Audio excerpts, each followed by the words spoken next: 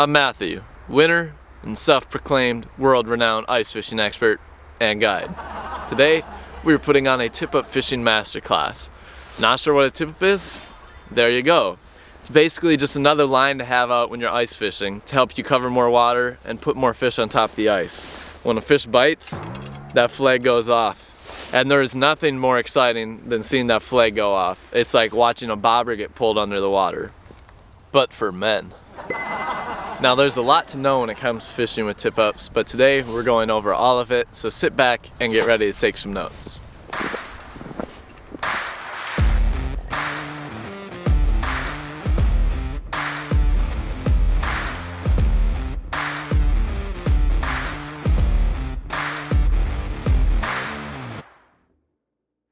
Now you gotta start with location. Typically, this will be the same spots where you'd be jigging, but what's great about tip-ups is that it allows you to spread out, cover a larger area, and have a greater chance of coming across fish.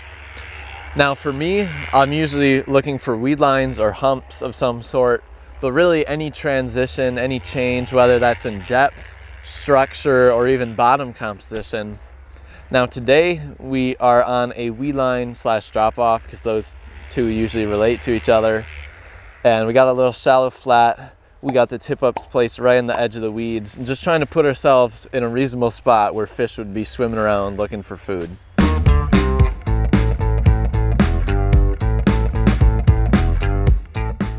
Now we're going to talk about rigging. When I rig up a tip-up, I like to keep it pretty simple. First, 30-pound tip-up braid on the spool. I've fooled around with the thinner stuff. It slices into your hand when you set the hook on a big fish. And I catch a lot of big fish, so for that reason I only use 30-pound. At the end of that line, we have a Mustad fast stash clip.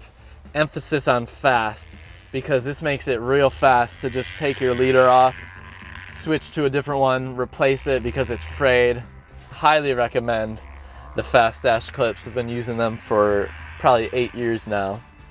For our leader, we have 17 or 20-pound fluoro if we're fishing for pike. If we're fishing for walleye, we'll go down from 4 to 10-pound, and panfish even less than that.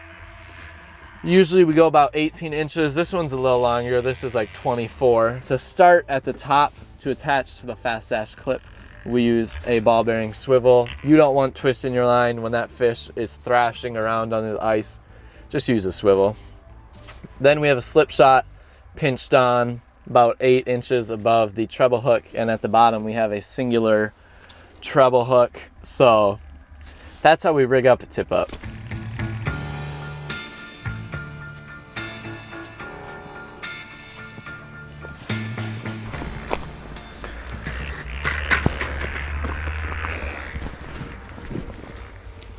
Now it comes to setting up your tip-up. This is when I see the most mistakes made by people. When my friends come out and try and help me set up, and I'm just like, you don't know what you're doing. So to start, you're gonna get one of these little weights. They sell these at the gas station, at the counter, at the bait shop. I like to leave mine clipped on my jacket everywhere I go. That way people know that I do fish with tip-ups. And you're gonna clip it right onto your treble hook. Start dropping it down there. Purpose of this is to find how deep it is here and to set your tip up to the right depth. So now you're just gonna let it go till it hits the bottom. Right there, it goes slack. It's on the bottom.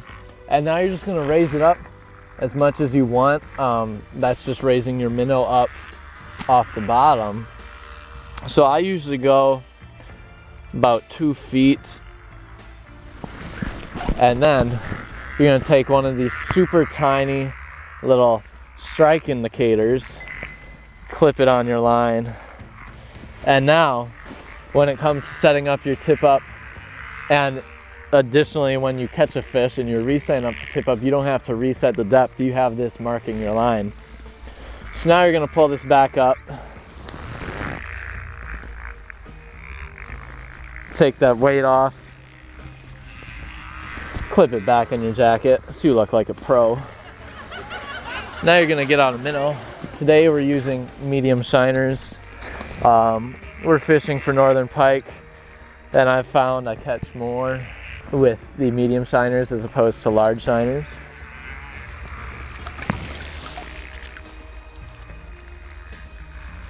And now that we got one, you're gonna take that treble hook and just hook it right through the top of the back.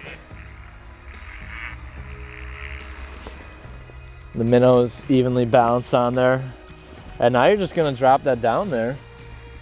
You already have the depth marked for it with the strike indicator. And then you wind this up till you get to the strike indicator. Put the flag under the bar. Set it down.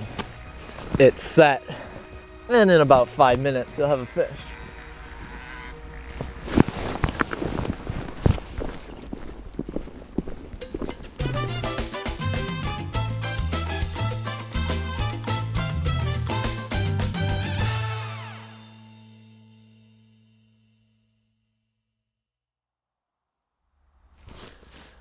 Well, a lot has happened in the last 20 minutes.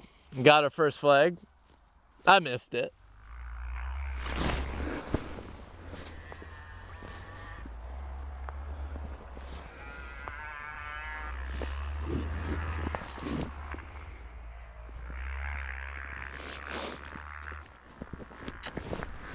Yep. So then I'm back in the shack and about to pack up, but I see the same tip up. Pow! It pops back up, and I'm like, oh, this can't be. So I'm out there. I run out there.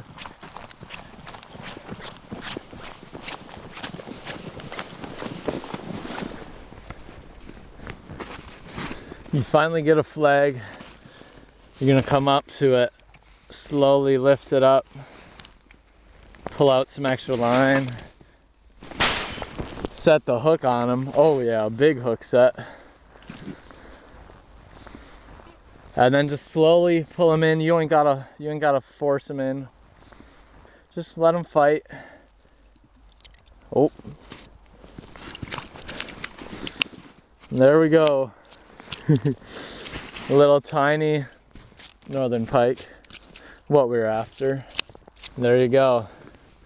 Just like that, we caught a northern pike. We're gonna put them back. Ah, gotta love tip ups. Woo.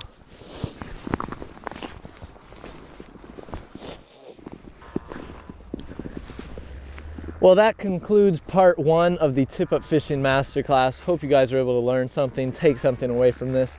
Part 2, we're going over tip up variations and must-have accessories. If there's anything else you want covered in part 2, drop down in the comments. I'll make sure we get to it. And we'll see you in the next one.